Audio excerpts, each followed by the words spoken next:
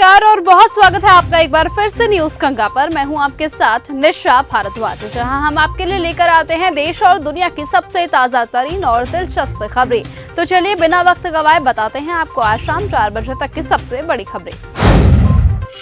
नीतीश कुमार गिरगिट हैं। जेडीयू ने वक्फ बिल का समर्थन किया है। लोकसभा के बाद गुरुवार यानी 3 अप्रैल 2025 को राज्यसभा में भी वक्फ संशोधन विधेयक पास हो गया है। इस बीच राजनीति ही जारी है। पटना में आरजेडी की ओर से पोस्टर लगाते हुए सीएम नीतीश कुमार पर हमला किया गया है। नीतीश कुमार को गिरगिट बताया गया है।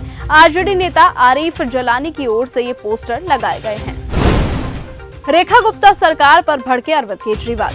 केजरीवाल ने आज यानी 4 अप्रैल अपने सोशल मीडिया मंच एक्स पर एक अखबार की कटिंग शेयर की, जिसमें दिल्ली में प्राइवेट स्कूलों द्वारा फीस बढ़ाने को लेकर पेरेंट्स के शिक्षा मंत्रालय जाने की खबर थी।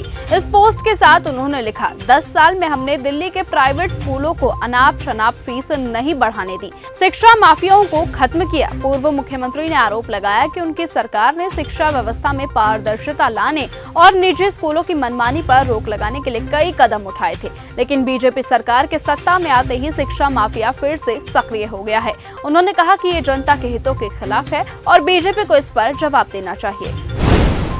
मुफ्त बस यात्रा करने वाली महिलाओं को लगेगा झटका। दिल्ली की रेखा गुप्ता सरकार फ्री बस सेवा जारी रखेगी। हालांकि सरकार नई शर्त लगाने जा रही है। रिपोर्ट के मुताबिक मुफ्त बस यात्रा योजना केवल दिल्ली में रहने वाली महिलाओं के लिए उपलब्ध होगी। अधिकारियों ने बताया कि परिवहन विभाग इस योजना का लाभ उठाने के लिए आजीवन स्मार्ट कार्ड शुरू करने की कवायद शुरू कर रहा है। उन्होंने बताया कि दिल्ली के सार्वजनिक बसों में मुफ्त यात्रा के लिए स्मार्ट कार्ड प्राप्त करने की इच्छुक महिलाओं के लिए पंजीकरण प्रक्रिया जल्द ही शुरू होगी। एक्टर मनोज कुमार के निधन पर क्या बोले सीएम नीतीश। बिहार के मुख्यमंत्री नीतीश कुमार ने हिंदी फिल्मों के प्रसिद्ध और लोकप्रिय अभिनेता एवं फिल्म निर्देशक मनोज कुमार के निधन पर शोक एवं दुख व्यक्त किया। मुख्यमंत्री ने अपने शोक संदेश में कहा कि मनोज कुमार हिंदी फिल्मों के एक प्रसिद्ध और लोकप्रिय अभिनेता के साथ साथ फिल्म निर्देशक भी थे। उन्हें भारतीय फिल्मों के सर्वोच्च सम्मान दादा साहेब फाल्के पुरस्कार से सम्मानित किया गया था। मनोज कुमार को साल 1992 में पद्मश्री सम्मान से भी सम्मानित किया गया था। उनके निधन से फिल्म जगत को अपूरणीय क्षति हुई है। मुख्यमंत्री ने दिवंगत आत्मा की शांति और उनके परिजनों एवं प्रशंसकों को दुख की इस घड़ी में धैर्य धारण करने की शक्ति प्रदान करने की ईश्वर से प्रार्थना की है। धीरेन्द्र शास्त्री के हिंदू ग्राम वाले बयान को मिल रहा समर्थन। बागेश्वर बाबा धाम के पंडित धीरेन्द्र कृष्ण शास्त्री के द्वारा हिंदू ग्राम बनाने की पहल को लेकर संतों का समर्थन मिलना शुरू हो गया है। वहीं इस पहल पर अखिल भारतीय अखाड़ा परिषद के अध्यक्ष ने पंडित धीरेन्द्र शास्त्री का समर्थन किया और कहा कि अन्य मठ मंदिरों और महामंडलेश्वर को भी ऐसे प्रयास करने चाहिए। मल्लिकार्जुन खड़गे ने की पीएम मोदी से मणिपुर जाने की अपील। उन्होंने कहा, पीएम मोदी हिंसाग्रस्त मणिपुर का दौरा करें और पूर्वोत्तर राज्यों में कानून व्यवस्था की स्थिति को ठीक करने पर जोर दें। मणिपुर में राष्ट्रपति शासन लगने के वैधानिक प्रस्ताव पर चर्चा की शुरुआत करते हुए खड़गे ने मणिपुर को लेकर चर्चा की। उन्होंने कहा कि करीबन 2 साल से मणिपुर जल रहा है और सरकार हिंसा को रोकने में पूरी तरह से विफल है। सोनिया के बयान पर लोकसभा में हंगामा। बीजेपी के सदस्यों ने कांग्रेस संसदीय दल की प्रमुख सोनिया गांधी से माफी मांगने की अपील कर दी है। विपक्षी सदस्यों ने जमकर हंगामा किया, जिसकी वजह से सदन की कार्यवाही शुरू होने के लगभग 5 मिनट के अंदर ही दोपहर 12 बजे तक के लिए सभा भी स्थगित कर दी गई थी, जो फिर से शुरू हो गई है।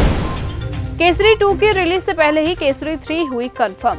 केसरी 2 को रिलीज होने में अभी 15 दिन बाकी है और इससे पहले ही फिल्म के अगले सीक्वल की जानकारी निकलकर सामने आ गई है। इस दौरान अक्षय कुमार ने कंफर्म किया है कि वो और उनकी टीम केसरी 3 के बारे में सोच रही है। एक्टर ने यह भी बताया है कि फिल्म की कहानी किस पर बेस्ड होगी। अक्षय कुमार ने कहा, हमें अभी केसरी 3 की तैयारी करनी है। आज सुबह ही हम इस बारे में बात कर रहे थे। हम इसे हरी सिंह नलवा पर बनाने की सोच रहे हैं। आप क्या कहते हैं? पंजाब का रूप दिखाएं सबको। पीएम मोदी से मिले यूनुस। प्रधानमंत्री नरेंद्र मोदी ने बिम्स्टेक शिखर सम्मेलन के दौरान थाईलैंड की राजधानी बैंकॉक में शुक्रवार यानी 4 अप्रैल को बांग्लादेश के मुख्य सलाहकार मोहम्मद यूनुस से मुलाकात की।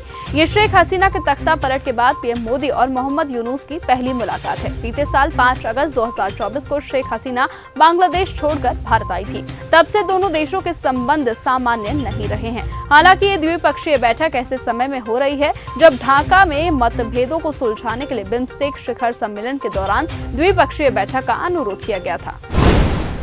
गाजा पर फिर टूटा इजराइल का कहर। इजरायली लड़ाकू जेट ने गाजा पट्टी में भारी बमबारी कर दी है, जिसमें कम से कम 100 लोग मारे गए हैं। इस हमले में उत्तरी गाजा के एक स्कूल को निशाना भी बनाया गया था, जहां शरण लिए 33 लोगों की मौत हो गई है और 70 से ज्यादा लोग घायल हो गए हैं। फिलिस्तीनी स्वास्थ्य अधिकारियों ने ये जानकारी दी है। तो वहीं हाल के दिनों में इजराइल ने अपने हमलों का दायरा बढ़ा दिया है। इजरायली सेना ने कहा कि उनसे हमास पर दबाव बढ़ाने और उसे पूरी तरह खदेड़ने के लिए अपने हमले तेज कर दिए हैं। तो फिलहाल आज की इस वीडियो में इतना ही। देश और दुनिया की तमाम बाकी खबरों से ऐसे ही जुड़े रहने के लिए आप बने रहिए और देखते रहिए न्यूज गंगा। नमस्कार। ऐसी ही खबरों को सुनने और देखने के लिए सब्सक्राइब करना बिल्कुल मत भूलिएगा चैनल न्यूज गंगा। खबरें अच्छी लगी तो लाइक का बटन दबाना बिल्कुल मत भूलिएगा। कमेंट बॉक्स में टाइप भी कर सकते हैं और हाँ, शेयर करना भी बिल्कुल मत भूलिएगा।